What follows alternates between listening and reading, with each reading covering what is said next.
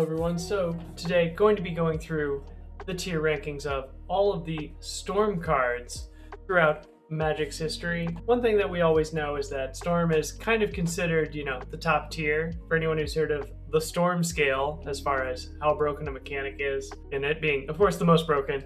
In this list, going to be going somewhat different than what we normally do, where we try to build up to the top. I'm going to be going from the top down, from the most broken Storm card all the way down to probably the worst card that we can see from this. The most broken card of all time with Storm is Mind's Desire. So we get to shuffle our library and just exile the top card and play it for free until end of turn, and it has Storm for 2 blue.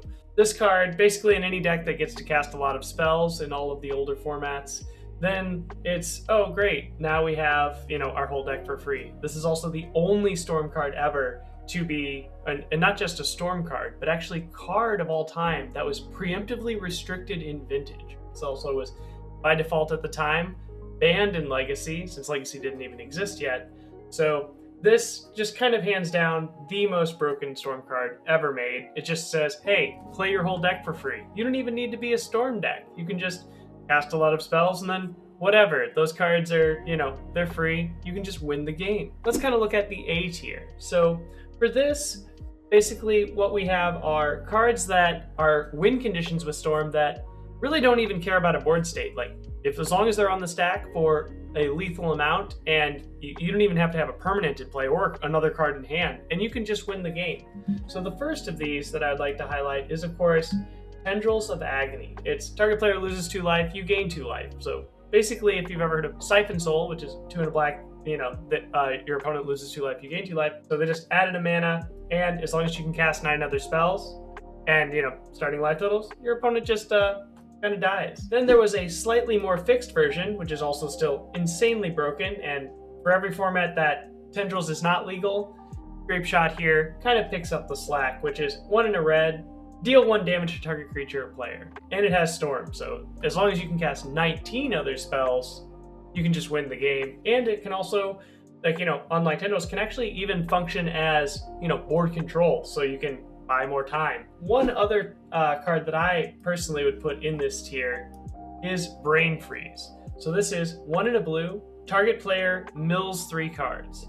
And it's an instant, so that's also a slight difference from these others that we've seen. Brain Freeze can even use your opponent's Storm count against them, or the number of spells they've played, and you can just mill them out. Or if you have kind of a cool combo deck for yourself, as we've seen with Underworld Breach, you can mill yourself for a bunch, and then create the lethal Brain Freeze to mill them out, and then they will die technically on their draw step, but usually you'll have a sufficient amount of resources to, kill them instantly if you want. B tier of all Storm cards, kind of the category of win conditions that basically just generate a board state. We have Empty the Warrens here. This one's kind of unassuming. It's 3 in a red. Put 2 1/1 red goblins into play. So for instance, if you need to just play to the board, if they have some way that you can't use any of these to kill your opponent, say like a Tendrils or a Grape Shot, you can just be like, oh, here's a bunch of power, deal with this. Kind of in a similar vein of that, we have Shatterstorm here, which is 1 in a green, make a 1/1 squirrel storm. So literally just half of Empty the Warrens. So where Empty the Warrens, we can generate 20 power on 10 storm. Shatterstorm, we can generate 20 power on 20 storm. Ave here being actually, a newer release of a Storm card from Modern Horizons 2, where it's actually a creature in and of itself, 2 green, and it's a 2/2 ooze with Storm, and it is legendary, but if it's a token, so all of the copies of Ave that are generated become tokens into play. Come in with +1/+1 counters for each other ooze you have. So Ave, instead of just making kind of a uniform army of little 1/1s, you actually get kind of a scaling effect. So if you have 2 Storm, a 2/2 and a 3/3, and so forth. Then after that, we kind of have some time delay type cards. And what I mean by that are cards that they have a built-in delay, so, like they don't actually just win on the spot in any way, but they kind of can set up a winning board state. For those, I would say that we have first Temporal Fissure here. It's just 4 in a blue, return target permanent to its owner's hand. So this is, of course, way below what the average rate of just a return target permanent. But we, in essence, can get up a bunch of storm count and create a one-sided upheaval effect, and then just kind of keep them pretty nerfed there. But it doesn't actually in any way win the game on its own. Another card that kind of does a little bit of that is Galvanic Relay here. Pay 2 and a red, and then we exile the top card of our library, and you may play it next turn. In essence, think of it as kind of a very fixed Mind's Desire. Cool, we get to quote-unquote draw all these cards, but we can't do anything with them until the next turn. So our opponent gets a whole turn cycle to interact with us, and we don't get the sweet benefit of playing them for free. While these are still both very powerful and have been win conditions in many formats, both are even banned in Pauper for being just so powerful on their own, they don't actually just win the game. We can also highlight these slow win conditions. For instance, say we have Dragonstorm. So why I say this, even though it can win the game on the spot, it costs 9 mana, 8 and a red, to search your library for a dragon, put it on the battlefield. So even with like 4 or 5 storm, you can get, say a Bogarden Hellkite, or, some other hasty dragon, and then attack for lethal, or, they might have triggered abilities to come into play and deal enough damage to your opponent.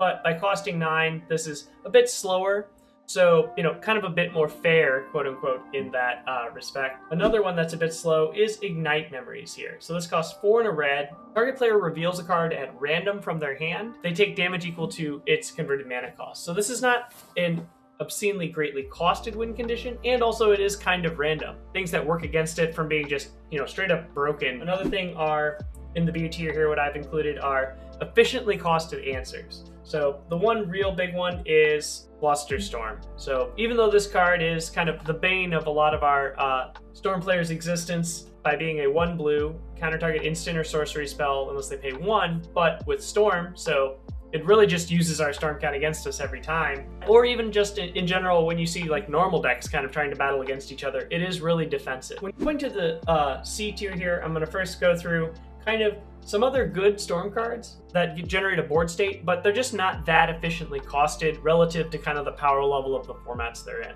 So the first one that I would like to include in the C tier is Hunting Pack. This costs 5 green, and you make a 4/4 with Storm. 7 mana, also again, really high in the converted mana cost. Kind of a good way to look at this is compared to Ave here. But this, you're only going to be generating 4/4s. They're also 0 casting cost tokens, which are much easier to answer than 5 converted mana cost tokens. One kind of cool part about this is it is an instant. So it has seen some play, a lot more way back in kind of Scourge Standard. And then another kind of slightly below rate, this card, of course, not legal really most places. You have Crowstorm. This is 2 and a blue. You can make a 1/2 Storm Crow. So for any of you familiar with kind of the Storm Crow meme, this makes Storm Crows, but you only get 1 per, so it is actually not all that efficient. And again, this is a sorcery, so not an instant. Where I look at this is compared to like Empty the Warrens. This is clearly nowhere near as efficient. It's also off color from any other rituals. Of course, all these Storm cards still great, but not insanely broken innately. Next kind of cards I would like to look at in the C tier are kind of mid-rangey combo engines. So what these cards do with the Storm mechanic is kind of just, I can generate a lot of card advantage in a certain way. A lot of these usually relate with Pauper, but they don't actually just win the game by themselves. The first one I'd like to highlight here with that is Reaping the Graves. So this is just 2 and a black for an instant. So again, kind of a really cool thing there. Instant power being really great on Storm. We can return a creature card from our graveyard to our hand. So basically, for anyone familiar, 1 black, sorcery Raise Dead is kind of the classical casting cost for this effect.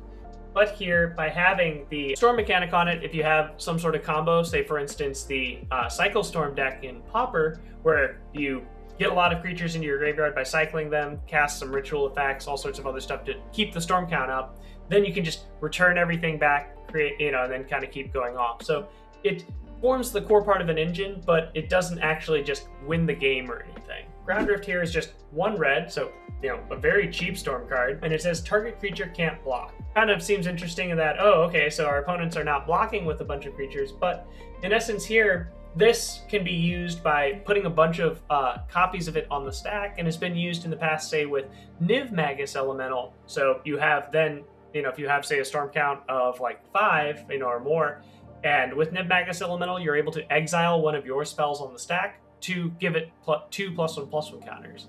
So in essence there, what's really nice is, hey, I can just cast a bunch of spells, then cast the Ground Rift, all of them targeting my own Niv Magus, and then just make a big Niv Magus. Or, as one of the new Magic the Gathering sets, Phyrexia All Will Be One, that has just come out, we have the card Venerated Rot Priest, which I referenced this in my last video, where you can just generate a storm count of 10, target with Ground Rift, and voila, with its effect, you'll give 10 poison counters to the opponent. So again, a narrow win condition. I'd like to highlight kind of medium-ranged answers. So not like Flusterstorm, which are just highly efficient, even independent of Storm decks. People will want to run these for even non-Storm.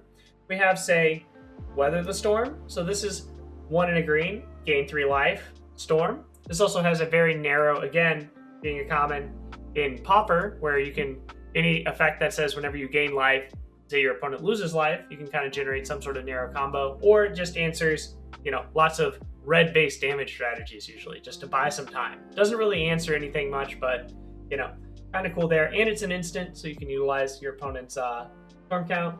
The last one here with that is Scattershot. So 2 in a red instant, deal 1 to target creature. This is an instant again, so kind of nice, but this can really only answer a board state. You can't ever win with this directly. So now for D tier, it's going to be basically inefficiently costed cards on almost every level that have to really do work to even do much at all. First one here with this I would like to highlight is Sprouting Vines. It is a 2 in a green, search our library for a basic land card, put it into our hand, Storm. You can create some sort of combo that has, oh, I can search my library for all these basic lands, put them all into my hand. Well, okay, you still have to do a lot of work then to make that win the game, since those cards innately are, not going to do much by themselves. The next one I would like to highlight with that is Spreading Insurrection. This one might seem a little bit more powerful than it is, which is 4 in a red, gain control of target creature until end of turn. It gains haste, untap it, and, so you can attack with it. Storm, and it is a sorcery. So why this one I'm rating it, below C tier is you rely so much on what your opponent is putting into play. So for instance, like if they don't have a lethal amount of creatures in play, or they're just playing a deck that doesn't actually care about putting big creatures into play, this card's pretty useless. So you have to A, be able to play it on your turn. It's not an instant, so you can't really do any things to mess with them. And also, it's completely reliant on what they're doing. The next stuff I'd like to highlight would be just straight up answers that are just not all that greatly costed. They have seen some play in the past. The first one here is, if for any of you who remember Onslaught Block Constructed, we have Wing Shards, which is 1 white, target player sacrifices an attacking creature. Normally when we think of cards that make, players sacrifice attacking creatures, they probably cost 2-ish mana.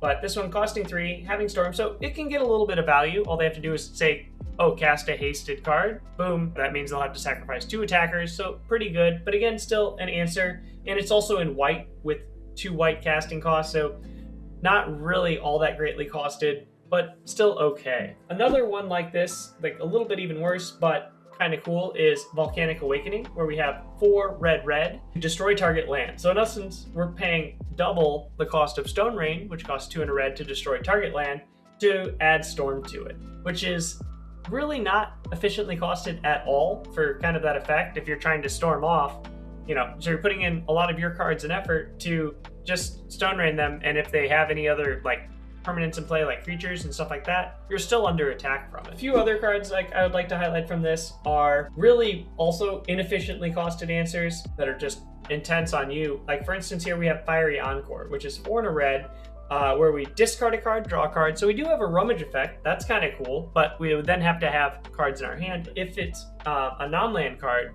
we get to deal damage equal to its converted mana cost to target creature or planeswalker. So important to remember here, it can't target players. So again, why I'm ranking it down here, it's not a win condition. We also have to have high converted mana cost cards to be able to chuck into our graveyard by rummaging them, that we would like to do so. So we'd have to have a lot of those in our deck that we're already trying to run a lot of lean cards to be able to cast a bunch in one turn. Kind of really hard here and inefficiently costed, for its effect. Haze of Rage here. So this is kind of nice for limited. So 1 in a red.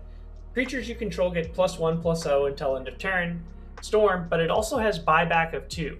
So here, what's really cool is even if you only have this one copy of it, you're in essence able to cast it multiple times for 4 mana because it has buyback, which that says if on resolution, it returns to your hand. You basically get to quote unquote double up your storm count every time you pay 4, which is pretty nice, but it also then requires a board state already working for you. So you've done a bunch of stuff committing to the board, which, you know, kind of seems a bit antithesis to what we want to do with Storm, which is just cast a bunch of stuff, you know, generate mana, and then just, you know, do it all right now, which doesn't usually have a lot of that board state. Hindering Touch. This card, again, kind of more limited type of card, which is 3 and a blue, counter target spell unless its controller pays 2, Storm. Usually when we see this type of effect, it costs 2, 1 and a blue.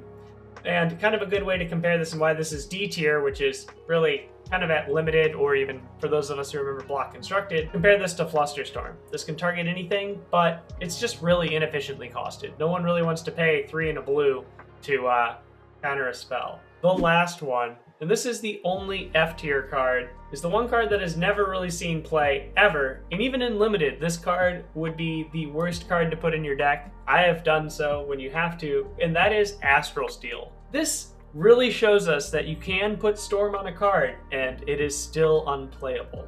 So this card is actually 2 and a white, +1/+2 to target creature, instant at least. This is still way below rate in any pump spell we've seen, you know, just without Storm. So kind of the only F tier Storm card that's ever been printed where just no matter what, you can't really think of a way to make it useful. And that is my tier of all of the Storm cards that have been printed. Don't forget to like, subscribe, comment if you really like this, and really appreciate it. Thanks. Take care.